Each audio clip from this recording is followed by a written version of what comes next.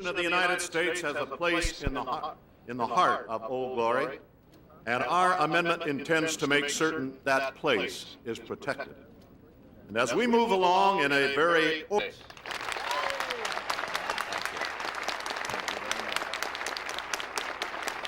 Thank you all. Senator Bob Dole, thank you, sir. Thank you all very, very much. Once again, my thanks to the magnificent Marine Band. Senator Dole, thank you, sir, and Senator Dixon. Appreciate your coming all this way to join us on such short notice. To Congressman Michael and Montgomery, my sincere thanks, and all the members of the Senate and House that are here, Secretary of Defense and other distinguished civilians, the Defense Department, and of course, I salute the members of the Joint Chiefs who have joined us here. I'd say I'm delighted to see Admiral Crowell back from his very successful visit to the Soviet Union. Welcome back to the U.S. of A., Bill.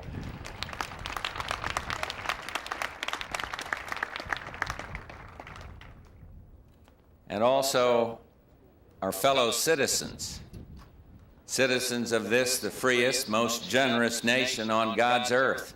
Thank you for joining us. And we stand today before a symbol of hope and of triumph all across America, above farmhouses and state houses, schools and courts and capitals. Our flag is born on the breeze of freedom. And it reminds Americans how much they've been given and how much they have to give. Our flag represents freedom and the unity of our nation. And our flag flies in peace thanks to the sacrifices of so many Americans. A woman in Florida recently shared with me a letter written by her cousin, a young soldier named Wayne Thomas, on December 16th, 1966. He wrote, "Every time we go out on patrol, it gets a little scarier. The only thing that gives us a sense of security is when we walk back into camp and our flag is still flying high." She told me that Wayne stepped on a landmine 11 days later and was killed. He was 18 years old. He understood this banner of freedom and ultimately gave his life for the flag, to give others the freedom that it represents. You know, she also pointed out to me, parenthetically, that she was a registered Democrat, and to me that simply states that patriotism is not a partisan issue. It's not a political issue. Our purpose today transcends politics and partisanship, and we feel in our hearts, and we know from our experience, that the surest way to preserve liberty is to protect the spirit that sustains it. This flag sustains that spirit, and it's one of our most powerful ideas. And like all powerful ideas, if it is not defended, it is defamed. To the touch, the flag is merely fabric, but to the heart, the flag represents and reflects the fabric of our nation, our dreams, our destiny, our very fiber as a people. And when we consider the importance of the colors to this nation, we do not question the right of men to speak freely. For it is this very symbol, with its stripes and stars, that has guaranteed and nurtured those precious rights. For those who've championed the cause of civil rights here at home, to those who fought for democracy abroad. Free speech is a right that is dear and close to all. It is in defense of that right and the others enshrined in our Constitution that so many have sacrificed. But before we accept dishonor to our flag, we must ask ourselves, how many have died following the order to save the colors? We must ask how many have fought for the ideals it represents and we must honor those who've been handed the folded flag from the casket at Arlington. If the debate here is about liberty, then we cannot turn our backs on those who fought to win it for us. We can't forget the importance of the flag to the ideals of liberty and honor and freedom.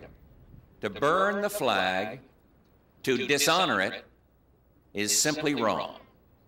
And today,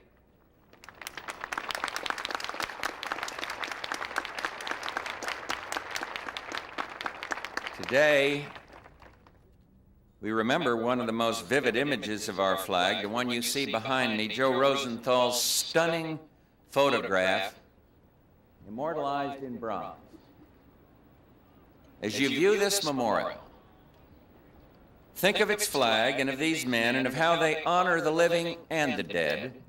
Remember their heroism and their sacrifice, giving themselves and others of their lives. Fighting bravely, daring greatly, so that freedom could survive. Battle of Iwo Jima wrote one of the greatest chapters in the story of America. And even now it humbles us, inspires us, reminds us of how Henry Ward Beecher said, a thoughtful mind, when it sees a nation's flag, sees not the flag only, but the nation itself. The nation itself was ennobled by the Battle of Iwo Jima. It was fought in early 1945, fought on 8 square miles of sand, caves, and volcanic rubble. And it cost our armed forces almost 7,000 killed and more than 19,000 wounded, almost a third of the landing force. But like Tarawa and Guadalcanal and the Philippines before, it had to be won. For victory at Iwo would be yet another step towards bringing that ghastly war to a close. These Marines wrote a profile in courage, enduring a torrent of shells, pushing their way up that extinct volcano, and they stormed Mount Suribachi. And when they reached the top, the 5 men behind me raised a piece of pipe upright, and from one end flew a flag. And in the most famous image of World War II, a photograph was taken of these men and that flag. And what that flag embodies is too sacred to be abused. As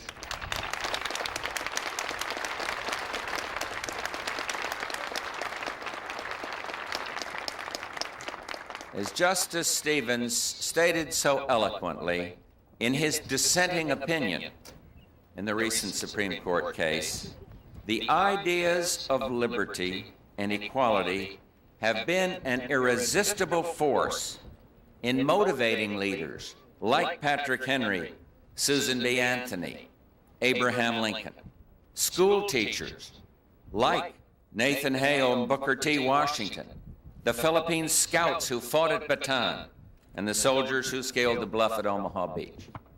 If those ideas are worth fighting for, and our history demonstrates that they are, it cannot be true, he says, that the flag that uniquely symbolizes their power is not itself worthy of protection from unnecessary desecration. The justice is right.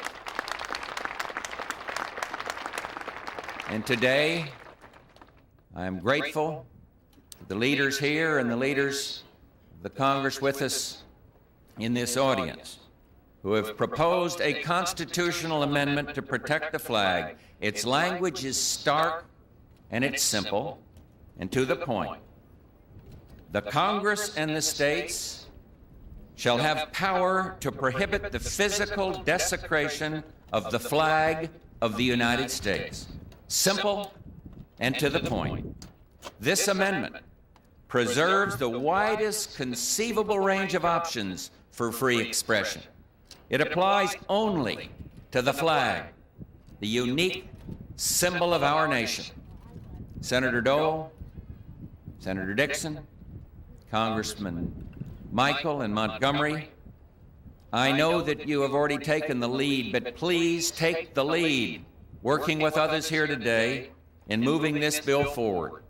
With the help of you members of the Senate and House here today, and with the help of the many more of your colleagues who couldn't be with us today, I am confident that we will succeed. I've seen predictions that this will take a long time. It need not. It is simple, to the point, direct, and it addresses itself to only one thing: our flag will not be desecrated. And let me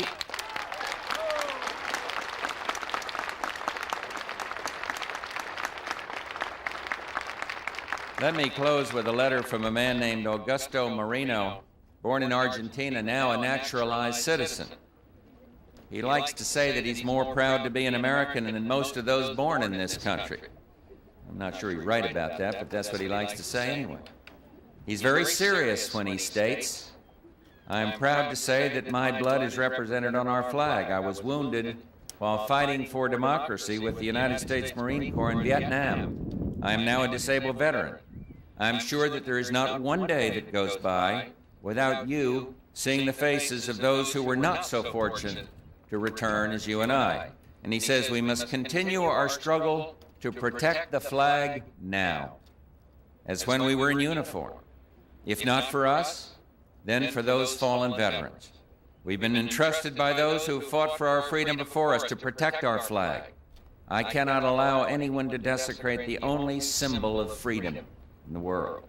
And he ends saying, "Sir, I realize that you're a Navy veteran, but Semper Fi anyway." Those darn Marines, I'll tell you. Well, Mr. Moreno, you have our word on it. For the sake of the fallen, for the men behind the guns, for every American, we will defend the flag of the United States of America. Thank you. God bless this flag, and God bless the United States of America. Well, we are.